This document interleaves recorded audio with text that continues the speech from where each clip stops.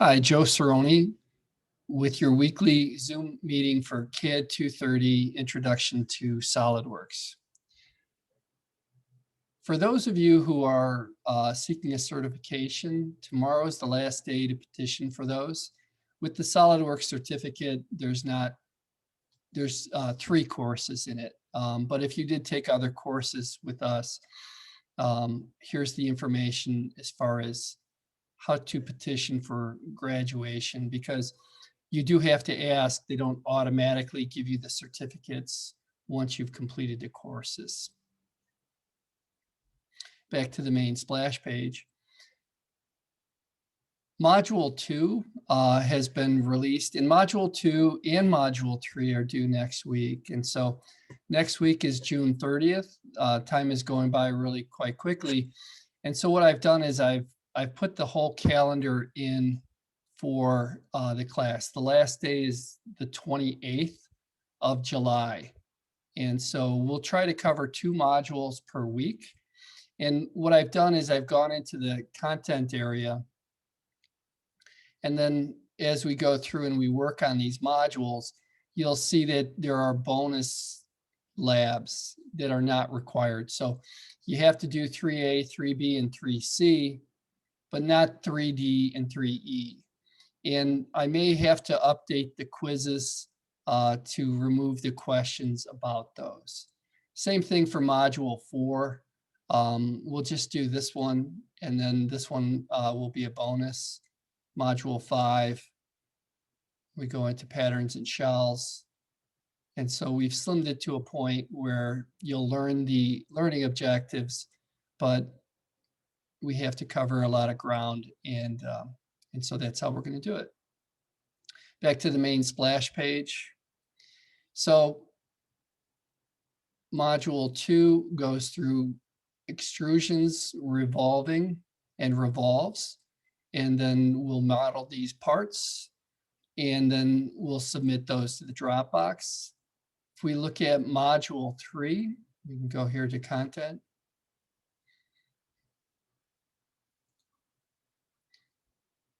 We'll be doing these revolved objects along with this screwdriver component. The quizzes, as I said, I will have to rework the quizzes, and I will work on those over the weekend. So there might be a slight lag as I have my parents coming to stay with me tomorrow. But I will get those things taken care of. All right.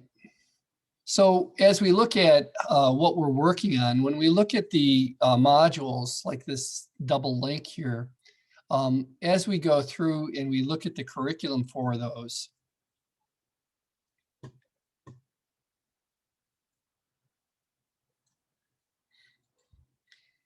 in our last chapter, chapter 3, as we go through and we look at how the textbook is set up, in the basic chapter 3, they will tell you what the learning objectives are, and they will show you the commands that you're going to use. And so here's the main exercise: how to use hotkeys to be able to orientate the view.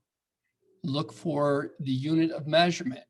You'll need to use the proper units, inches or millimeters. And then the tools that we'll use, or the commands: sketch, line, circle, adding relations, dimensions, trimming entities, and then using the boss fillet. I've gone through and I've graded most of the assignments. There's a couple of them that were done on the newer version of SolidWorks. If you did use the newer version, don't worry, but it'll take me a little bit longer to grade it because I will have to install it or have them install it at my work and then be able to use that. So if you do have any concerns, just instant message me and I will reply to that. So as you look at the objectives here, and as we look at how we start off with working with SolidWorks, we start off by using the sketch tools and to be able to sketch these different components. And then we go through and we add geometric relations like the equal relation. So if I were to do a project like this, what I would do is I would come into SolidWorks and I would say File New. And in SolidWorks, you have three different options. You have part files, assembly files, and drawing files. And at this point, we're mostly working on part files. So we would say we want a part file, and then we would okay that. And then when you create a drawing or a sketch, you need to, before you get started, check the units. And so check to see that you're in inches, and then you can edit the document settings to increase the tolerance of that. So we'll go with 3 decimal places. And you can also go and set the drafting standard to ANSI, as it says in the textbook. When you start a sketch, you'll go to sketch. And you can, one way of doing that, there's more than one way to do everything, is you can say sketch, and then you select the plane that you want to sketch on. And then it says in the textbook to turn on the origins, it's on, but you could also go into the tools and then the view options or the hide and show options to be able to do that. And maybe it's under view here, hide show, there it is. And you can turn on origins, and then you just get this little red dot. And then when we draw things, we draw them. You're going to want to look at where the origin is. And as we draw them, you'll get a blue line, and it automatically wants to make it vertical. And so if I come here and I go like this, it automatically. And so SolidWorks is relatively smart, and it wants things to be geometrically straight. And so as we go through and we make these different objects, we get these auto relations like this one where it wants to tie back to the origin. And that's fine. That's what we want to do. And then once we have that shape created, we hit the escape key. The black lines are fully defined, which means that SolidWorks knows where everything is at. And the blue lines are underdefined. And it tells you that it's underdefined. And so as we go through and we create the dimensions for the part here, what I usually do is I tell people, don't be afraid to go ahead in the book and look at the measurements, because most of us are measurement people, and those will make it work for us. And so the overall is 6.5 by 4.5. So if I were to come back here, and I'm going to put this on my other dual monitor.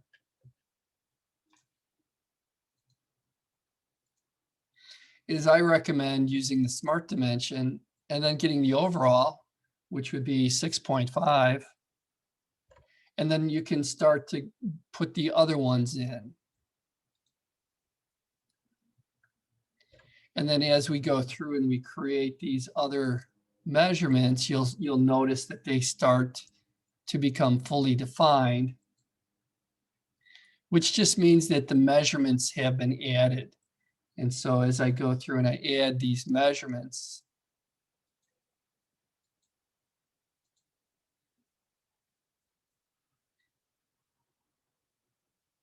and you'll also notice like this one kind of failed. I can hit escape, and then you can grab them and you can modify them.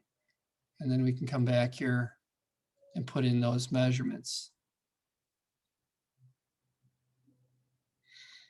And I guess it didn't need that one, so I'll bail out of it. And so as we start to work with drawing and working with SolidWorks, the next thing that we did was we started to add relations. And so we can go and we can put a dimension on one of them and then make the other ones collinear. So for example, if I'm just kind of winging it, I can make this a height of 0.5. And then, oops, and then I can make the rest of these the same height by adding a relation, by saying add relation, select, select. And you'll notice in the blue box that the entities are being populated in the feature manager. And then we can go through and we can say, we want these collinear. And then it'll apply that. and you'll get the collinear symbol on those. And so as we start to work with SolidWorks, we're going to get good at creating relations and being able to fully define our geometry with these sketch-related symbols. So the first exercise went through and taught you how to do these planar surfaces, or at least how to sketch on planar surfaces. So when you see the little light bulb in the square box, what they're doing is they're saying you can sketch on a surface like this, and you can create these different geometries. And then it also goes through and has some rules for those geometries.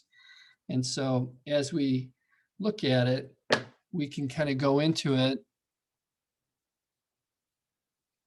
and work with these different extrude options. And so the book just kind of takes you through a lot of different ways to extrude.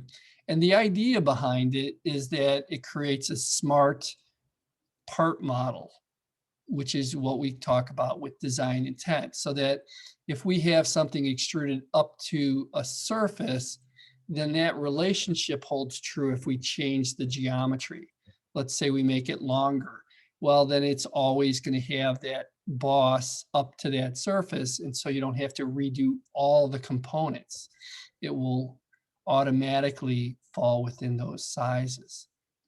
And then as we look at the other chapters, let's take a look at our next chapter. Chapter 4, we go through more extrude and revolve commands. And then the task list is right here, where we'll use sketch commands, smart dimensions, relations, extrude boss base, extrude cut, revolve, fillet, and chamfer features. And then as we go through, here's our hotkeys or ways to orientate ourselves within the part. Be sure to set the standards for inches and ANSI. And then as we go through, we pick up on different tools like creating a slot.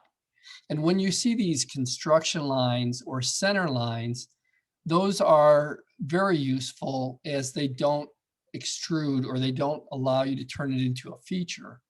And we'll get more experience as we go along with it.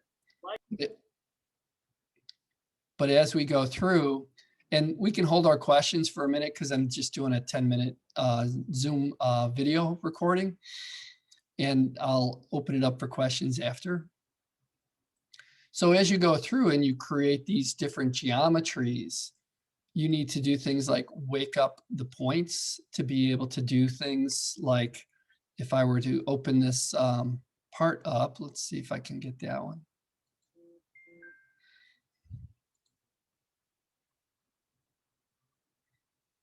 It's always a mystery. Seems like they always run away from me. Let's see, 3A, 3B, I need to, my double link.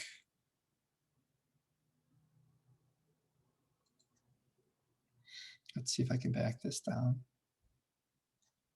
Yeah, so you can use the way back bar here, and then as I bring this down, you can kind of see how some of the geometries are. And this one isn't a very good exercise, so let me bail out of that one.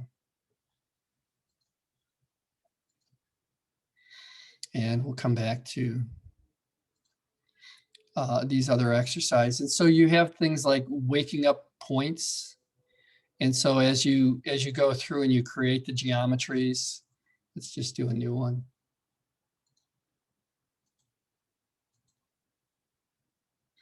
And then if I right click on the front plane, it's a shortcut. I can bring that out. And then here's a center line. I can just go and drag that out. And then I can go through and add a slot. And then as we go through and we look at the curriculum, what we want to do is to be able to define these different shapes. And so note that the origin is here, and then we can add a 1/2 inch radius, and we can add this circular geometry and create these dimensions. I'm going to pause this while I turn off my phone. resuming. So as we start to work on these different techniques, we'll go through things like waking up the points.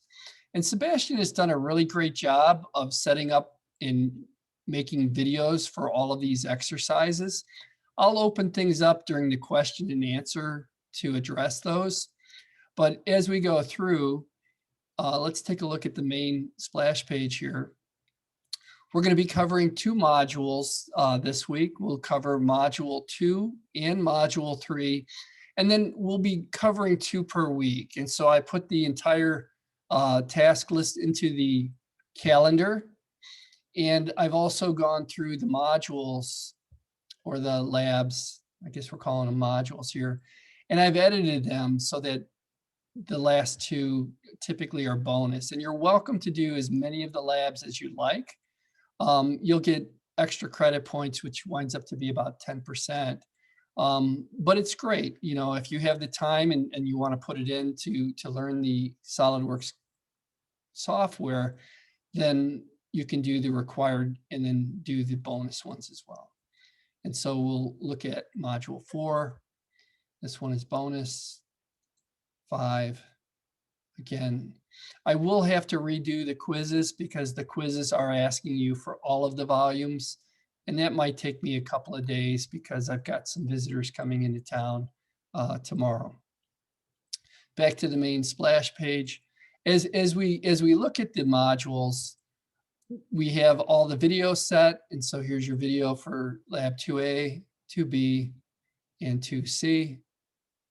Module 3. Here are your videos.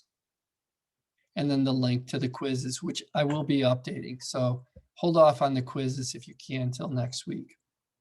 All right, so that's our weekly Zoom meeting. I'm going to stop the recording. I'll post it, and then I'll open things up for questions.